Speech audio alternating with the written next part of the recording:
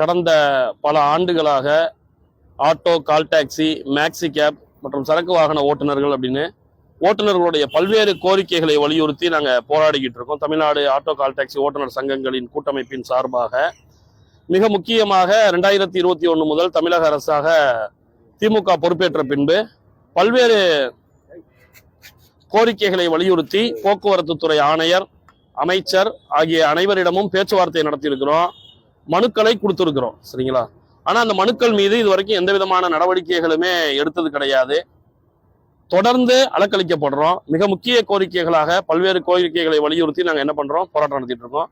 இந்த கோரிக்கைகள் எதையுமே நிறைவேற்றப்படாதனால வருகின்ற போக்குவரத்து மானிய கோரிக்கை, ஏற்கனவே 2023 போக்குவரத்து மானிய கோரிக்கை அப்ப நாங்க போராட்டம் முற்றுகையை அறிவித்தோம். போக்குவரத்துறை அமைச்சர், அப்போதைய போக்குவரத்துறை ஆணையர் நிர்மல்ராஜ் ஆகியோர் எங்களை அழைத்து பேசி உங்களுடைய கோரிக்கைகள் நிறைவேற்றப்படும். 2 வருஷம் போக்குவரத்து மானிய கோரிக்கை போயிடுச்சு. 2024 போயிடுச்சு. இப்ப 2025 23 வருது, ஏப்ரல் 23. ஆனால் இதுவரை எந்த விதமான ஒரு கோரிக்கை, ஒரு 10 கோரிக்கை வைக்கிறோம்னா ஒரு 2 கோரிக்கை நிறைவேற்றிட்டோங்க, மீதியை செஞ்சு கொடுக்குறோம்னு சொன்னா ஒரு நியாயம் இருக்கு. இது வரைக்கும் எதுவுமே செஞ்சு தரல.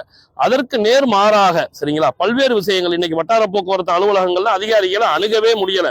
உதாரணத்துக்கு பாத்தீங்கன்னா, உளுந்தூர்பேட்டை ஆர்டிஓ எல்லாம் போறோம்னா ஒரு உரிமையாளர் நேரா போய் ஒரு எஃப்சி எடுக்கிறதுக்கோ இல்ல பர்மிட் எடுக்கிறதுக்கோ போறாருன்னா, வந்தா இடைத்தரகர் வழியா வாங்க, ஏன் நேரடியெல்லாம் வர்றீங்க, நீங்க யார் வந்து பண்றதுக்கு? அந்த அலுவலகம் இருக்கிறது அந்த தொழிலாளர்களுக்காக, பொதுமக்களுக்காக அப்படின்றது இல்லாம ஒரு அராஜக போக்குல தான் இன்னைக்கு வட்டார போக்குவரத்து அலுவலகங்கள் லஞ்ச ஊழல்ல திகச்சுக்கிட்டு இருக்கு.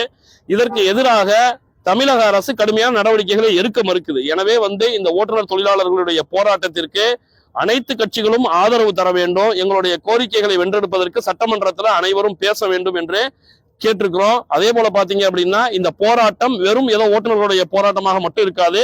ஆயிரக்கணக்கான ஆட்டோ, கால் டாக்ஸிகளோடு சேர்ந்து எங்களுடைய முற்றுகை போராட்டத்தை நடத்துகின்றோம். எனவே இந்த முற்றுகை போராட்டத்திற்கு அனைவரும் பொதுமக்களும் ஆதரவு தர வேண்டும் என்று அன்போடு கேட்டுக்கொள்கிறோம்.